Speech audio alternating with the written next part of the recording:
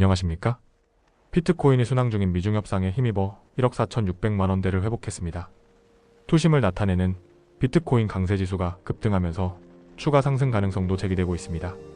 최근 내 3일간은 조정 구간이 나타나기도 하였지만 주나 월 단위로 볼 때는 명백한 상승이 눈에 띄고 있습니다. 시가총액 2위 이더리움 역시 넘기 힘든 벽이었던 350만 원대를 돌파했습니다. 사람들이 이번에는 알트장은 오지 않는다는 얘기를 하였지만 역시 이번에도 비트가 점진적으로 상승하면서 이전 사이클과 같이 알트코인들도 점점 준비를 하는 듯한 모습을 보이고 있습니다. 가상자산 시장은 5월 초 강세를 띄었습니다. 대장주 비트코인은 약 3개월 만에 10만 4천 달러까지 상회했으며 이더리움과 리플, 솔라나 등은 두 자릿수 상승률을 기록했습니다. 트럼프 발 관세 전쟁 최대 고비로 여겨지는 미중 협상이 순항하면서 유동성이 추가로 유입되고 있는 것으로 분석되고 있습니다.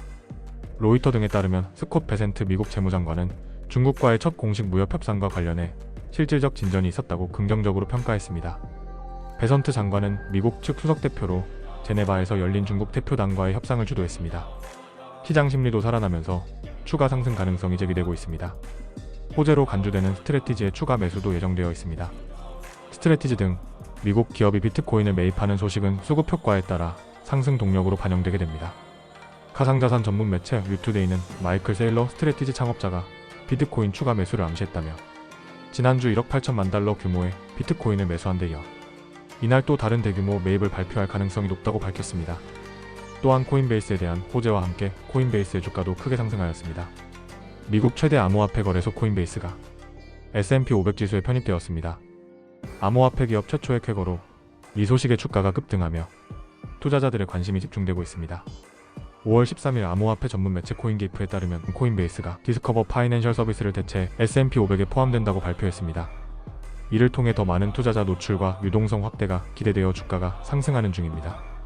더욱이 코인베이스는 실적 대비 코인 하락장에서 큰 조정을 받았기 때문에 이번 발표 직후 코인베이스 주가는 8% 이상 급등하였습니다.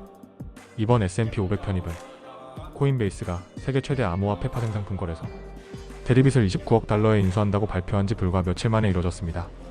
이는 암호화폐 업계 사상 최대 규모의 인수합병으로 언급되고 있습니다.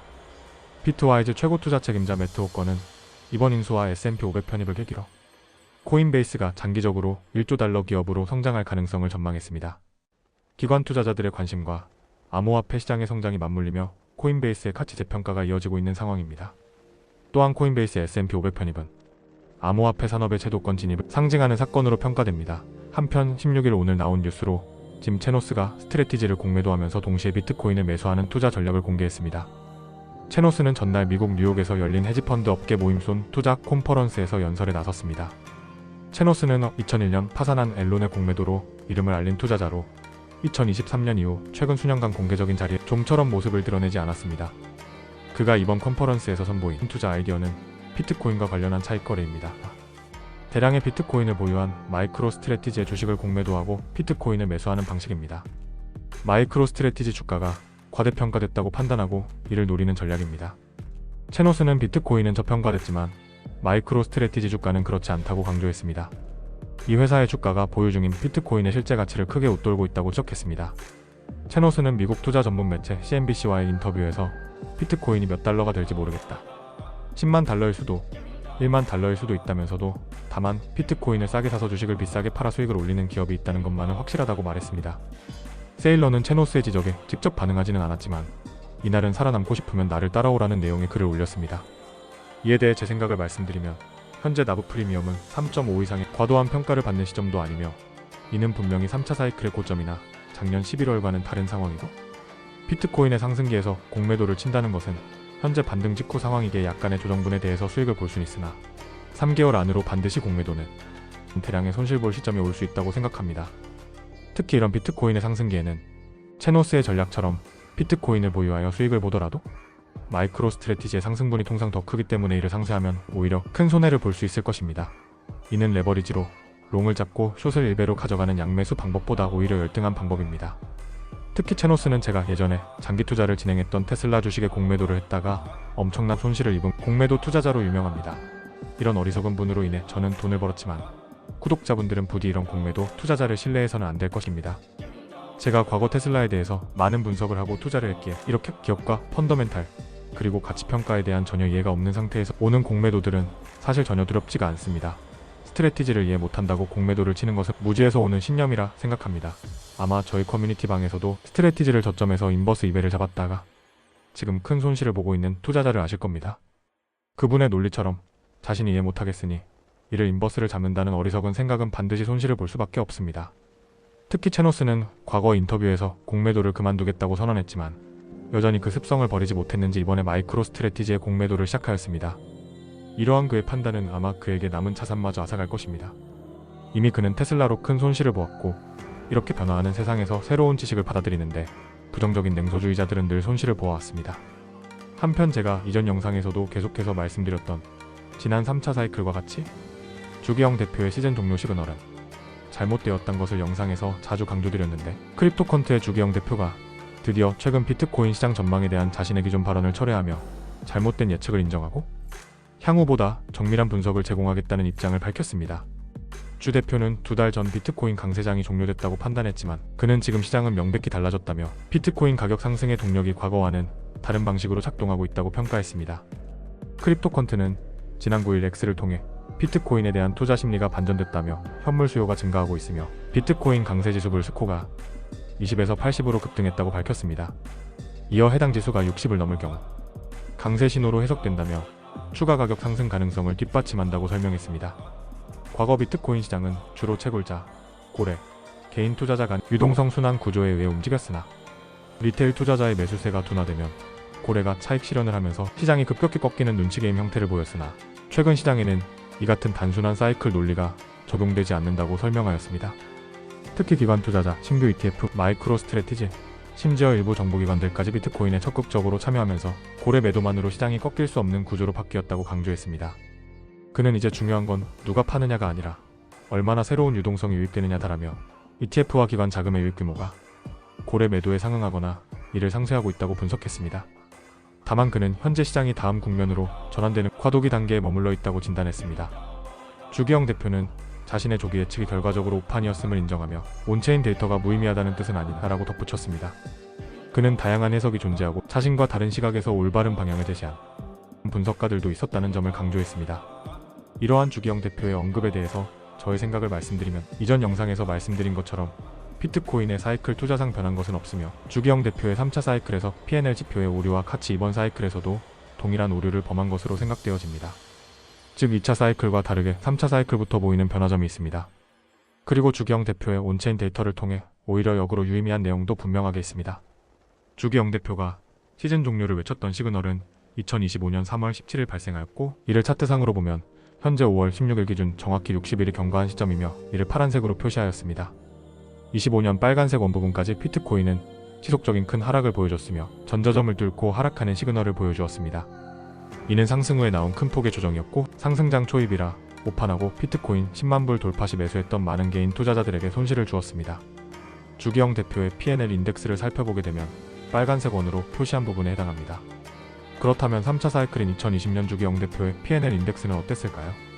해당 차트를 보시면 P&L 인덱스상 과거 유일하게 잘못된 매도 시그널이 나온 2020년 6월 24일을 빨간색으로 표시하였습니다.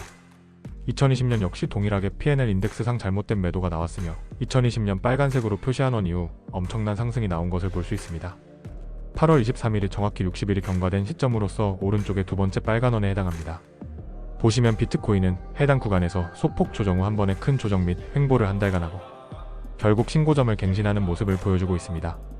이를 장기시 계열에서 보면 파란색 원이 잘못된 매도 시그널 이후 60일이 경과한 시점이며 이후 비트코인은 1개월간 횡보 후 바나나존에 진입하여 7개월간 엄청난 상승을 보여주며 대략 1만 불이었던 비트코인은 6만 3천 불을 돌파하면서 530% 이상의 폭등하는 상승장에 돌입하게 됩니다. 따라서 개인적으로 정확히 가격을 예측하기는 어렵지만 과거 3차 사이클의 P&L 매도 사이클을 볼 경우 향후 일부 조정과 한 달 이상의 횡보 이후 상승할 확률이 높다고 보이며 따라서 해당 과거 데이터와 향후 전망을 반영해보면 6월 말 이후 본격적인 추가 상승 구간에 돌입할 확률이 높다고 보여집니다. 이는 3차 사이클부터 보여지는 중간 조정 및 횡보 구간 현상으로 보여지며 1차와 2차 초창기 비트코인 투자 사이클과 달라진 점이라 볼 수 있습니다. 이전 영상에서처럼 저는 근심의 벽을 타고 비트코인은 상승할 것이라 말씀드렸고 과거 바닥 반등 시점에서 주기영 대표를 포함하여 많은 비관론자와 회의론자들이 또다시 큰 하락이나 횡보를 예측하였으나 비트코인과 스트래티지는 큰 상승을 하여 정보점을 향해 달려가고 있습니다. 이제는 비관론에서 낙관론으로 극복을 넘어 보유자의 영역으로 넘어가고 있다고 생각합니다. 지금 이 순간에도 많은 구독자 여러분들이 마이너스 60%나 마이너스 80%에서 수익으로 전환되고 있습니다. 하락의 순간에 모두 절망하고 커뮤니티를 나가서 손절하기도 했지만 결국 오지 않을 것 같은 그 순간이 우리 모두에게 다가오고 있습니다. 이처럼 양의 복리는 생각보다 강하게 작용하며 더욱 중요한 것은 양의 복리는 상승의 초반부보다 후반부에 더욱 강하게 작용한다는 것입니다. 제가 레버리지 상승에 대한 시뮬레이션 영상을 올려드리면서 상승의 후반부에서는 이러한 레버리지 효과와 양의 복리가 엄청나게 크게 작용함을 알 수 있습니다. 따라서 지금부터는 어떻게 나의 자산을 잘 보유하고 적절하게 매도할 수 있을지에 대한 준비가 꼭 필요하다고 생각합니다.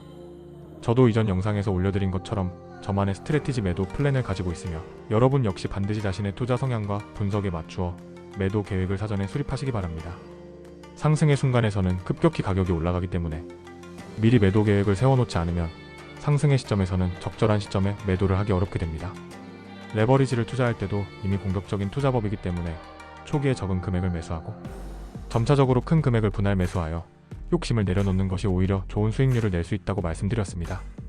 마찬가지로 상승장에서도 조기에 익절하는 것이 가장 안 좋은 선택이지만 탐욕으로 인해 적절한 매도의 순간을 놓치는 것도 경계해야 할 것입니다. 따라서 반드시 자산을 매수하거나 매도할 때는 분할 매수와 분할 매도를 수행해야 합니다. 그리고 한 가지 더 말씀드릴 내용은 최근 들어 이더리움이 폭등하는데 왜 스트래티지는 움직임이 없는지, 그리고 코인베이스가 상승하는데 왜 비트 이베만큼 스트래티지가 상승하지 못하는지 커뮤니티에서 이를 비하는 분들이 늘어나고 있습니다. 하지만 다시 한번 말씀드리면 비트코인 대비 안 간다는 말은 데이터를 기반으로 하는 말이 아니며 일일 변동성은 반드시 2배로 일치되지 않는다고 이전 영상에서 말씀을 드렸습니다. 결국 정확히 어느 정도의 프리미엄이냐는 것에 대한 정확한 데이터는 나브 프리미엄을 확인해 보아야 하는 것이며 5월 15일 기준 스트래티지의 나브 프리미엄은 이 수준으로 비트코인 대비 평균적인 변동값을 유지하고 있습니다. 따라서 1일 비트코인의 2배 변동성을 고집하시고 싶은 분들은 BITU 등 비트코인 2배 레버리지를 구매하시면 됩니다. 따라서 오늘 이후부터는 1일 비트코인 2배만큼 오르지 못했다고 투정하시는 분이 없기를 바랍니다. 또한 코인베이스와 이더리움에 대한 언급이 많이 나오는데 이더리움은 아직 정보점 근처까지도 회복을 못하고 큰 폭으로 빠진 후 회복 중인 상황이며 코인베이스 역시 엄청난 하락 후 회복 중인 단계로 저점 대비 스트래티지보다 반등 후 상승률이 더 낮고 정고점 돌파까지 아직 많은 양의 상승이 필요한 상황입니다. 따라서 마이크로 스트래티지는 지금 코인과 관련한 어떠한 종목보다 좋은 상승률과 회복을 보여주고 있습니다. 저도 일부의 금액으로 이더리움과 코인베이스를 보유하고 현재 수익 중이지만 저는 비트코인과 스트래티지의 펀더멘탈을 더 좋게 보고 있습니다. 따라서 일일 주가에 매몰되지 마시고 전체적인 시계열로 바라보면 조급한 마음이 진정될 수 있을 것 같습니다. 한 주간 다들 고생 많으셨고 건강한 상승을 위해서는 일부의 조정은 필요하다는 점을 꼭 기억해 주시기 바랍니다. 주가가 오르는 상황에서도 수익을 실현하는 사람은 필연적으로 생길 수밖에 없습니다. 우리는 더 높은 곳을 보고 기다려왔기 때문에 지금의 횡보 조정에 흔들릴 이유는 전혀 없습니다. 지옥의 하락장을 버텨온 구독자분들은 이러한 상승장에서 건강한 조정에 흔들리지 않으실 것이라 생각합니다. 행복한 주말 되시기 바랍니다. 감사합니다.